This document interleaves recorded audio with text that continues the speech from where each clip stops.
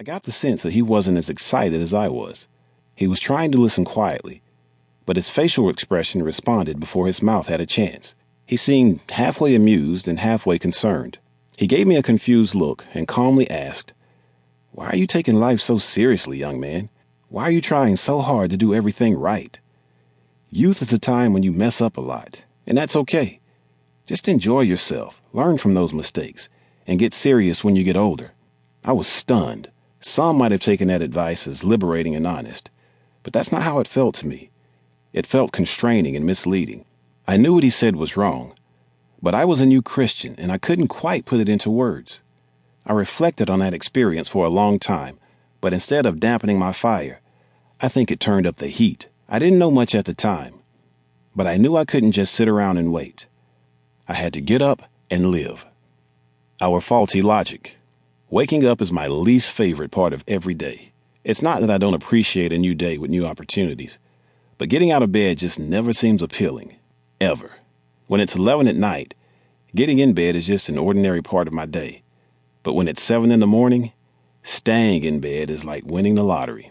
If you look at my iPhone, you'll see that, sadly, I have about 16 alarms set in 15-minute increments starting just before 7 a.m. Why? Because there's pretty much no chance I'll get up after the 13th alarm. Those next three, numbers 14, 15, and 16, are my only chance to actually have a day.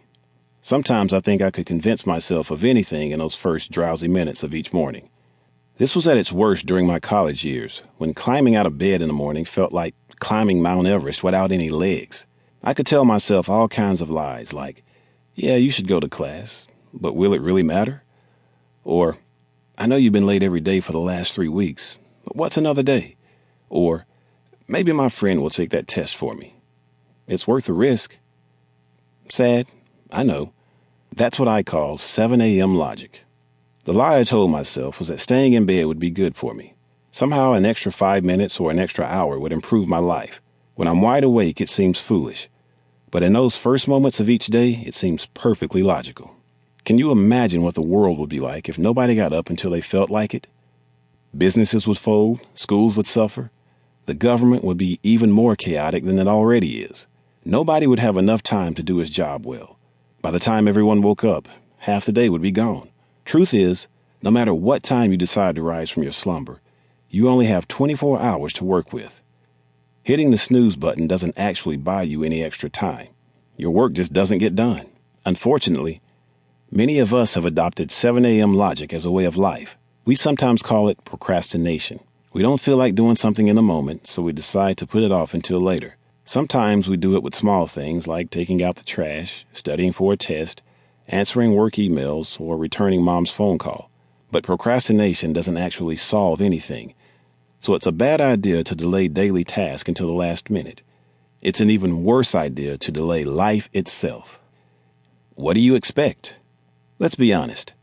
Our culture doesn't usually expect much from people until they're old. I'll avoid offending anybody and let you define old. According to many, youth isn't a time for great responsibility or expectation. They say, you'll bear the burdens of responsibility for the rest of your life, so enjoy your youth while you can. People seem to expect us to take all of life lightly until we reach that magical, arbitrary age of responsibility. Is it 18? Is it 21? Is it 30? Your guess is as good as mine. I had a conversation with a waiter in Phoenix one night not too long ago. He wasn't much younger than me, probably in his early 20s. He was really friendly from the moment I sat down, and we ended up having a good conversation. I asked him all the usual small talk questions. Where are you from? How long have you worked here? Will you spit in my food? As he responded to my questions, it was clear that he'd bought into the 7 a.m. logic. He told me that he had only lived in Phoenix for a few months. Before that, he was in Nevada. Before that, California. And before that, he lived on the East Coast. At this point, I began asking myself how I'd describe him to a police sketch artist, just in case he was a fugitive of some sort.